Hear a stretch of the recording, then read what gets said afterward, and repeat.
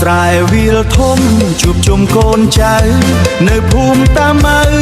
លើជួយបន់ស្រន់សុំសេចក្តីសុខគ្រប់ទិសទីតំបន់គេឈ្មោះលឺលាន់ទូកងភូមិយើងអធិរាជរាជសីមានឈ្មោះល្បែងល្បីពេញដីជលសាវត្តតាម៉ៅលើមានរឹកពិតខ្លាំងអស្ចារ្យចំណុងហានខ្លាដើម្បីគេទៅយួររាជសីមកហើយតោះគុំកណ្ដាលកាយកងយកជ័យអធិរាជរាជសីបារមីវត្តតាម៉ៅលើគុំនៅស្ទះស្ទើរតោះតម្រង់ស្ទើរជ័យ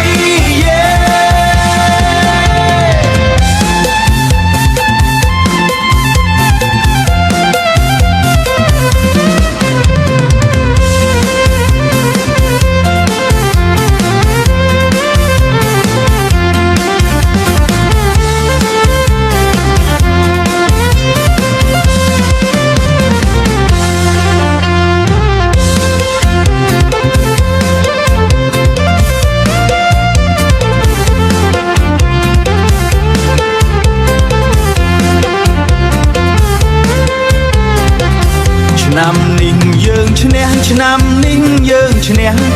ដាច់អ្នកអើយអធិរាជរាជសីអើយនាំក្តីសង្ឃឹមអើយរាជសី